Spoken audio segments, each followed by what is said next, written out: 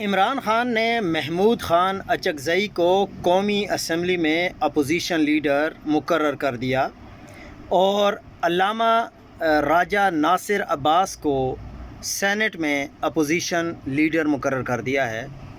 ہر ایک کا اپنا تجزیہ ہوتا ہے۔ میرے تجزیے کے مطابق پہلا پیغام اسٹیبلشمنٹ کے نام ہے کہ تم جو مرضی کر لو، میں حقیقی آزادی کی جنگ لڑتا رہوں گا، اور دوسرا پیغام اپنی پارٹی کی قیادت کے نام ہے، تم نے مجھے مایوس کیا ہے، تم ظالم کے سامنے ڈٹ کر کھڑے نہیں ہو سکے اور نہ ہی میرے بیانیے کا وزن اٹھا سکے ہو، اور پی ٹی آئی میں کوئی ایسا شخص نہیں ہے جو کہ میرے پیغامات کا جو بوجھ ہے وہ اپنے کندھوں پر اٹھا سکے۔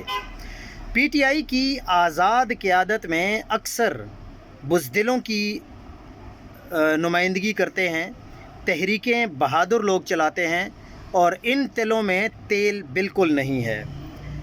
اور پیغام یہ بھی ہے کہ پی ٹی آئی کی موجودہ قیادت میں اتنی صلاحیت ہی نہیں ہے کہ وہ وعدے نبھا سکے۔ لیکن اب بھی جو غور طلب بات ہے کہ نہ تو ابھی تک اپوزیشن لیڈر قومی اسمبلی میں کاغذات نامزدگی جمع کروائے جا سکے ہیں اور نہ ہی سینٹ میں، لیکن وہ کون اتنا طاقتور ہے جو پی ٹی آئی کے اندر سے ہی ابھی تک کاغذات نامزدگی جمع نہیں کروانے دے رہے؟